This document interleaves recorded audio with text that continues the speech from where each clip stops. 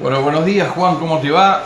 Bueno, un gusto poder volver a encontrarnos para charlar los temas que nos preocupan fundamentalmente a todos los argentinos y que de alguna manera nos tienen en ciernes en estos últimos tiempos. ¿Qué es lo que vos estás viendo respecto de lo que es esta negociación que se lleva adelante supuestamente para llegar a un acuerdo con el fondo?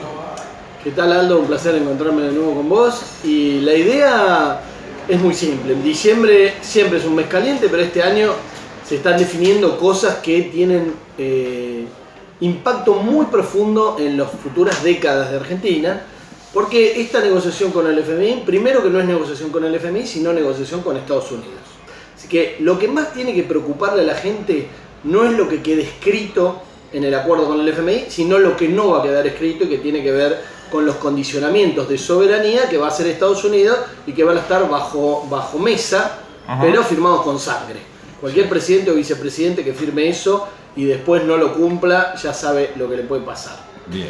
Entonces, esto es importante, no va a salir a la luz, pero de alguna manera podemos tener una idea cuando escuchamos al embajador de Estados Unidos en la Argentina las cosas que estuvo diciendo. Eso va a estar incluido en la negociación y veremos cómo sale. Segundo tema. Está ahora el presupuesto 2022 planteado en el Congreso, se está discutiendo, Guzmán lo presentó, etc.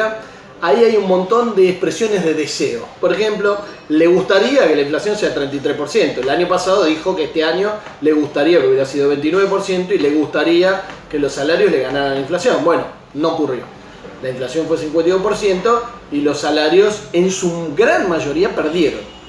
Entonces, ¿por qué tenemos que pensar que el año que viene la inflación va a ser 33 si no hay ningún cambio profundo que le ponga cascabel en gato a los grandes monopolios y oligopolios? Y si además Guzmán está diciendo que en parte el ajuste fiscal que va a hacer, que también hizo este año, va a incluir el año que viene ajuste de tarifas hacia la gente y las empresas.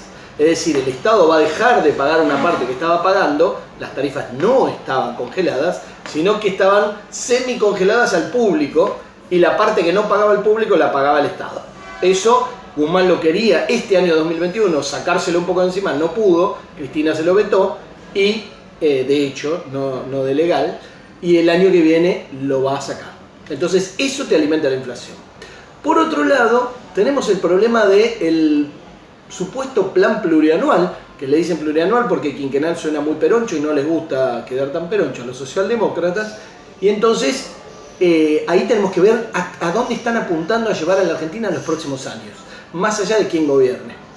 Y ahí lo que a mí me preocupa y la gente tiene que estar atenta, y yo voy a estar muy atento cuando se presente, que en realidad ya lo deben haber presentado porque el presupuesto y eso deberían ir juntos, es si ese proyecto está muy respaldado en una suma importante de las exportaciones de energía, de minerales, con la minería, con Vaca Muerta, con el litio, etcétera, y con los agroexportadores. Si es así, el problema es que vos en las planillitas Excel ves un montón de cosas que dicen van a venir dólares, y después los dólares no vienen, como pasó este año. O vienen y se van. Entonces ahí volvemos a un tema fundamental, que es lo que dijo Cristina en la negociación con el FMI. No es que nosotros le debemos un montón de guita al mundo. El mundo en realidad nos debe guita a la Argentina. ¿Por qué? Porque los argentinos fugadores, que fugan desde hace muchas décadas, se estima que tienen 450.000 millones de dólares en el exterior. Una parte en blanco, porque lo han declarado originalmente, que fue muy poco.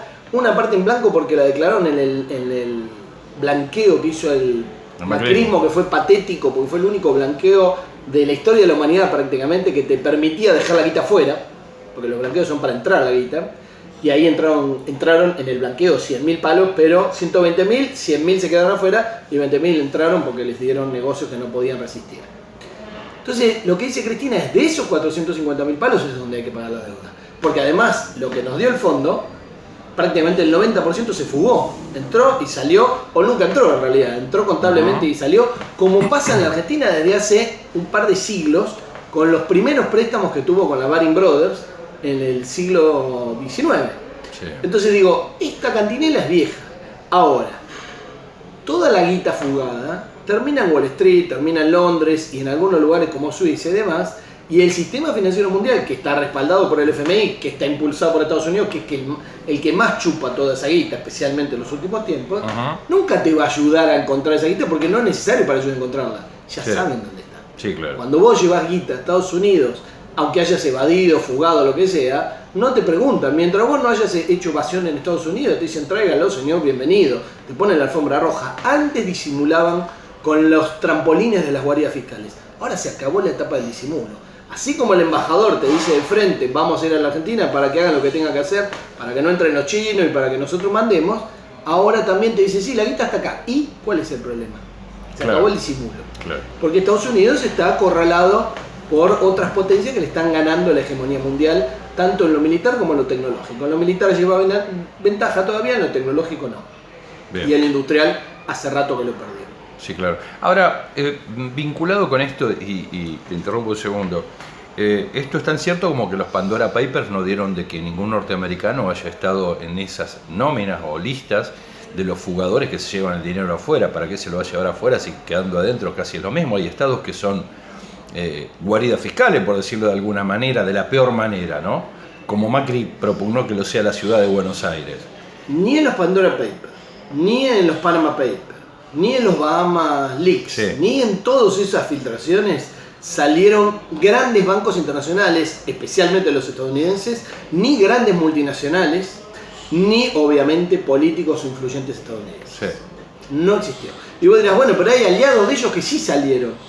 Como por ejemplo Macri en su momento en los Panama Papers, sí, pero salió después de que ganó las elecciones, de manera tal de que lo tenés agarradito de sus gónadas y lo podés apretar todo lo que sea necesario, aunque en realidad aparentemente hacía cosas que jamás le hubieran pedido, las hacía prácticamente gratis, pero digamos, todas esas filtraciones tienen que ver con competencia por agarrar una porción más grande de la torta sin intermediarios y en competencia con Londres. Se acabó esa sociedad de repartir la torta un poquito más equitativa porque Estados Unidos necesita vivir de rentas como por varias décadas vivió Londres.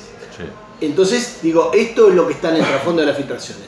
Hubo una filtración que no fue así, que fue LuxLeaks, las filtraciones de Luxemburgo, que le dieron el corazón a las multinacionales y que eso está bastante tapado, pero fue lo que ocasionó algunas de las operaciones de los europeos, digamos, para tratar de ponerle cascabel a las grandes evasoras tecnológicas, y Estados Unidos salió a defenderlas. Bien, ahora esto más o menos configura, a partir de lo que vos decís, un marco internacional en el cual está comprendida Argentina, porque hay actores de la economía norteamericana y financieros y de la producción que están en nuestro país. Cuando uno escuchó la frase de Cristina Fernández de Kirchner el viernes pasado, se pregunta, ¿pero cómo? ¿No hay herramientas en Argentina como para poder detectar quiénes son los evasores, quiénes son los fugadores, quiénes son los lavadores, los saqueadores, los contrabandistas? Uno se lo pregunta, ¿qué pasa con la DGI? ¿Qué pasa con el Banco Central? ¿Qué pasa con otros organismos del Estado, la UIF? Que parece ser de que no está la decisión política de avanzar sobre este tema porque seguramente algunos van a encontrar.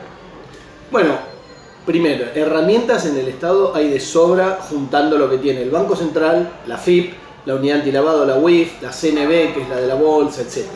Todo eso te puede dar herramientas de sobra para contarle las costillas a los contrabandistas, a los fugadores, a los evasores. Y acordate que en la época de Macri, como había libertad de movimiento de capitales, hay muchos fugadores que en realidad fugaron, entre comillas, en blanco. Y esa información está en el Banco Central, pero hay dos truquitos que están en discusión en estos tiempos, pero nunca se terminan de derogar y demás, porque obviamente con el marco de la Ley de Entidades Financieras de Martínez II es difícil que saquen eso, que es el secreto bancario y el secreto fiscal. Con esos dos truquitos, la FIP y el Banco Central se cuidan la espalda para no tocarle los intereses a nadie pesado. En la FIP, la gente que trabaja gana mucha plata, y me parece bien para que no coimeen en vez de recaudar, pero el problema es que se ponen un poquito conservadores y no quieren tocar algún interés de alguna multinacional o de alguna empresa grande argentina, entre comillas, y que los manden a Siberia como ha pasado. A Siberia en el organismo, ¿no? A la biblioteca o a donde sea. En el Banco Central, en cambio, no tienen esa preocupación. El Banco Central en el 35 lo crearon los banqueros ingleses y después se nacionalizó de la mano de Perón, y en esos prácticamente 80 y pico de años siempre estuvo cómodo laburando para los banqueros concentrados internacionales. Con la excepción de los gobiernos peronistas, de algunos gobiernos peronistas, obviamente los de Perón, parte del kirchnerismo y demás, el Banco Central siempre trabajó para los grandes bancos internacionales, que son los grandes alentadores y financiadores de la fuga. Como dijo Macri, la guita la trajimos para dársela a los bancos, que se la daban a sus clientes, a los jugadores y demás. Esto es una historia conocida y repetida. El 80% de los funcionarios importantes del Banco Central están cómodos cumpliendo ese rol y no quieren una banca regional de desarrollo, una banca que esté atomizada en muchos bancos pequeños, federales, etc. Olvídate. La UIF está absolutamente capturada. Durante el macrismo se la dieron a los mismos fugadores, a gente del HBC, abogados de los fugadores, de los lavadores y demás. Y en general en el mundo la lucha antilavado es una farsa como la lucha antidroga. Lo que hacen es ordenar los flujos para que el lavado se haga en Estados Unidos y de la guita financiera y para que la guita de la droga termine de nuevo en Estados Unidos. Por eso la lucha antidroga, la DEA, no la maneja el Ministerio de Salud o el Ministerio de Defensa o el que sea, la maneja el Tesoro de Estados Unidos. La DEA depende del Tesoro. ¿Por qué? Porque es un tema de guita, de flujos de guita. Como los grandes consumidores de cocaína del mundo son los estadounidenses, lo que quieren asegurarse es, bueno, si consumen los muchachos para dar el ritmo que tienen que dar, que la guita quede acá de nuevo. Por eso le pusieron grandes multas a la HBC cuando lavó dinero en México, de los carteles de México. Claro, bien.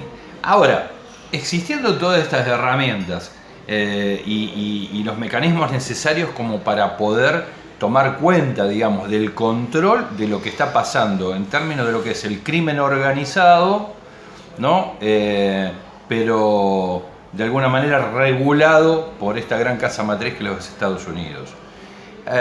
La pregunta es, ¿cuál sería el paso que tendría que tomar el gobierno, siendo de que todo esto es tan como vos nos lo estás contando, para poder empezar a entender en estos asuntos que se deje de llorar de que no tiene plata o que Guzmán tiene que ajustar al pueblo argentino cuando están las herramientas para ir a hacerse de estos dineros?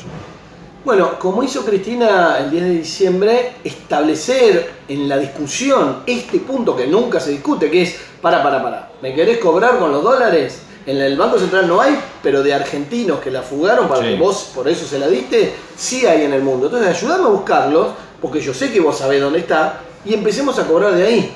Empecemos a hacer la realidad de lo que ustedes hacen de cuenta que funciona, que es el sistema de intercambio de información, el sistema de control internacional y toda esa farsa. Bueno, hagámosla en serio y tengo de sobra para pagarte el doble de la deuda. O 10 veces la deuda que tengo con el FMI.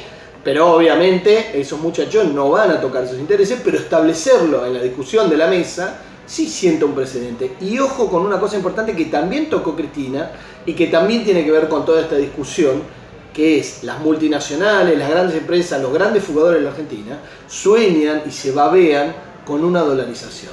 Se les escapó en la convertibilidad, que era una dolarización sin cambiar la moneda, y allá iban, y ahora están volviendo a decir, y la única forma de parar la inflación en la Argentina va a ser convertibilidad y dolarización. ¿Por qué? Porque para fugar capitales no hay nada más lindo, más fácil que tener dolarización. Porque la misma moneda que anda por la calle es la moneda que tenés que mandar para afuera. Entonces se babean pensando en eso y obviamente detiene la inflación pero deja a la mitad de la población argentina fuera de circuito, como pasó durante la convertibilidad. Y lo otro que pasa es cuando vos dolarizás quedás absolutamente en relación carnal y no precisamente simétrica con Estados Unidos.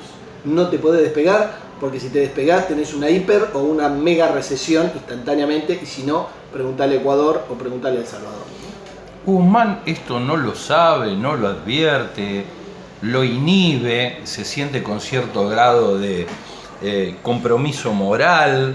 El hecho de que a lo mejor tenga que ver o tengas amistades con funcionarios de organismos internacionales lo convertiría en una suerte de cordero negro que estaría de alguna forma a punto de ser expulsado o catapultado al exilio. ¿Qué es lo que explica de que si todo esto que vos nos estás contando existe, lo que no justifica es la actitud o la conducta de los funcionarios del gobierno nacional? Guzmán se formó en la Universidad de La Plata, la misma que yo, y a los 2 años de recibirse se fue a vivir a Estados Unidos e hizo una carrera académica de más o menos 20 años. Y después vino directo para ser ministro de la Argentina. O sea, no ha gestionado ningún tipo de negociación de deuda, ni ningún tipo de ministerio o presupuesto, lo que sea. Supongamos que tiene una excelente predisposición para hacer lo mejor para el pueblo argentino. ¿Cuál es el problema de Guzmán? Para Guzmán realmente hacer las cosas que hay que hacer, tiene que patear el tablero. Y para patear el tablero tiene que asumir que estuvo 20 años dictando clase y absorbiendo clases de algo que es una nube de pedo. Porque académicamente Estados Unidos dice a todo el mundo que haga lo contrario de lo que hicieron ellos para desarrollarse. Inglaterra hace lo mismo. Sí, claro. Entonces, en todos los libros en los cuales forman a los futuros ministros de Economía de los países de Latinoamérica y de algunos europeos, le dicen que hagan lo contrario de lo que hacen ellos hoy y de lo que hicieron para desarrollarse. Guzmán tendría que patear todo eso en su cabeza antes de patear el tablero afuera de su cabeza. Y eso yo creo que no está dispuesto a hacerlo y no lo va a hacer. Entonces, va a hacer de cuenta que está haciendo una negociación viable para la Argentina, pero lo que está discutiendo es si en el ajedrez que define Estados Unidos que hay que jugar, se mueve el caballo 2 y 1 o 2 y 3 o la torre puede andar en diagonal, pero en la Argentina necesitamos jugar al fútbol, no al ajedrez. Entonces, lo que estamos discutiendo es si le ponemos una pelotita al tablero de ajedrez o lo que sea, pero seguimos jugando al ajedrez, nunca nos vamos a desarrollar. Lo que tenemos que hacer es desarrollarnos de la manera que la Argentina puede desarrollarse. Y eso es fútbol. Y Guzmán estuvo jugando al ajedrez de tablero y de computadora, es un piloto de simulador de vuelo de mucho tiempo en una cosa que se hace en Estados Unidos que no es la realidad argentina. Y conoce la realidad argentina mucho por los diarios, mucho por internet, pero poco por la trinchera. Ese es el problema. Así que aunque presumamos que tiene una excelente predisposición, el problema que tiene es que no ha gestionado en la Argentina, no conoce la economía argentina y mucho menos está dispuesta a patear el tablero de lo que es la academia estadounidense.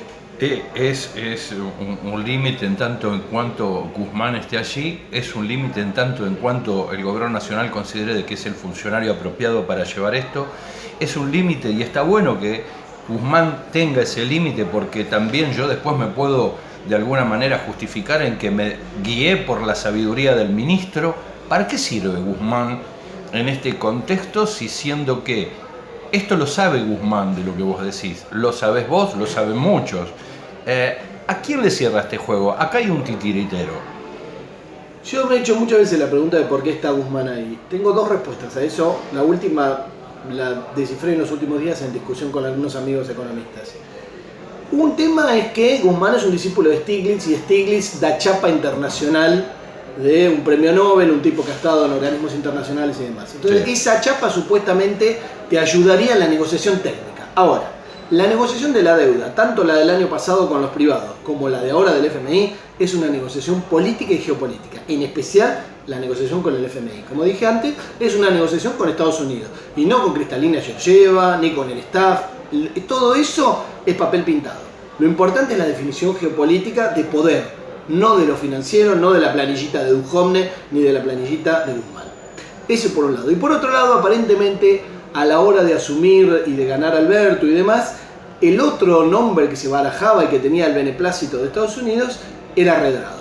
Y aparentemente Cristina dijo, no, flaco, Redrado no, traigamos a este pibe que es discípulo de Stiglitz, vamos a tener la chapa internacional y nos salvamos de el innombrable de Martín Redrado, que se atrincheró en su momento en el Banco Central para que no pagáramos la deuda con reservas, y que es un personaje nefasto.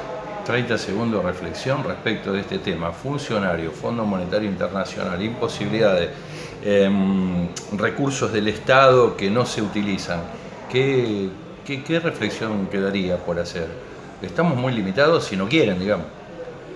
Para poder pagarle al FMI, a los privados y para poder meter a los 44 millones de argentinos en un país económica, política y socialmente viable, hay que planificar un país.